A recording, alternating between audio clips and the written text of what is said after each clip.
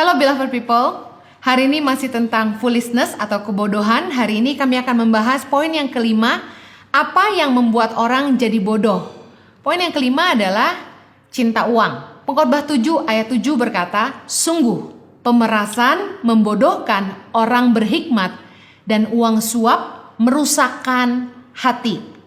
Orang yang berhikmat hatinya juga bisa rusak karena uang. Oleh karena itu kita harus mewaspadai, jangan sampai kita terjebak dengan akar cinta uang. 1 Timotius 6 ayat yang ke-10 berkata, karena akar segala kejahatan ialah cinta uang. Sebab oleh memburu uanglah beberapa orang telah menyimpang dari iman dan menyiksa dirinya dengan berbagai-bagai duka. Cinta akan uang ini bisa membuat orang jadi bodoh. Karena, kenapa saya bilang bodoh? Karena yang paling penting dalam hidup ini adalah apa yang kekal, apa yang kita akan hidupi di dalam kekekalan nanti. Nah, bagaimana cinta akan uang membutakan mata hati orang sehingga mereka hanya fokus kepada apa yang sementara. Cinta akan uang membuat orang memburu uang dan menyimpang dari iman, yang padahal iman itu yang akan menyelamatkan mereka untuk kekekalan nanti. Dan cinta akan uang membuat orang jadi bodoh karena mereka menyiksa dirinya dengan berbagai-bagai duka. Contohnya, orang yang cinta uang itu bisa menghalalkan segala cara untuk mendapatkan kekayaan. Menyiksa dirinya, kerja nggak kenal waktu. Uang jadi fokus hidup. Segala-galanya untuk uang, sampai mereka kehilangan apa yang paling berharga dalam hidup mereka. Cinta uang membuat orang memisahkan tali persaudaraan. Bayangkan, cinta akan uang bisa memisahkan kentalnya darah persaudaraan. Cinta akan uang memisahkan suami dengan istri. Padahal kata firman Tuhan, yang dipersatukan Allah tidak bisa diperceraikan oleh manusia. Cinta uang memisahkan anak dengan orang tua. Makanya bayangkan, karena masalah harta warisan, anak bisa benci sama orang tuanya. Cinta akan uang membuat ipar, mertua, menantu bertengkar. Cinta akan uang membuat orang membunuh sesamanya. Cinta akan uang membuat orang berbuat jahat kepada orang lain dan tidak takut kepada Allah. Apa yang tidak bodoh? Semuanya ini sia-sia.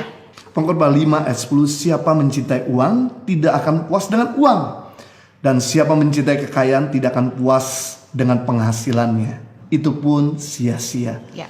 Ternyata memang orang cinta uang bisa bikin benar jadi salah, salah jadi benar. Ya.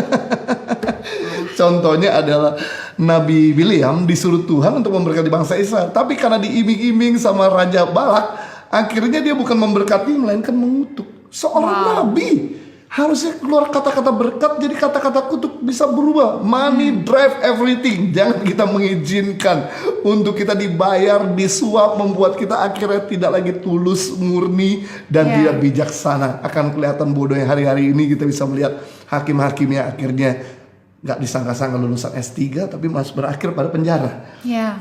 Karena mereka menerima suapan. Orang yang cinta uang itu tandanya dua. Gak pernah ngerti kata cukup. Pengkhotbah 5 ayat 10 tadi bilang. Yang kedua, jadi pelit. Padahal kunci dari hidup diberkati, bahkan saya sempat bilang bahwa kunci dari berkat yang tidak pernah habis adalah menabur.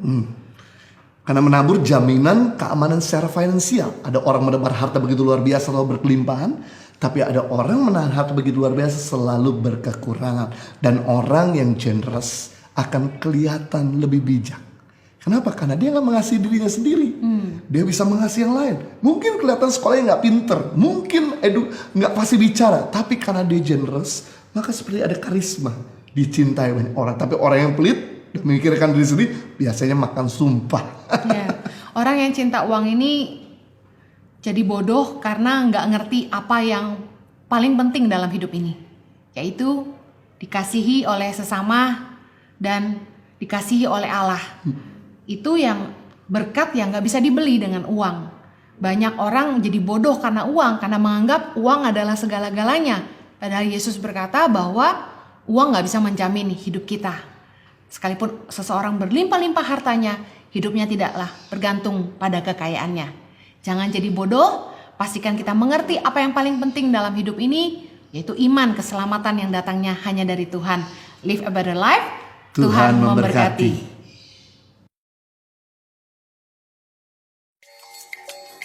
Ya, saat ini kami sudah ada di Seperong.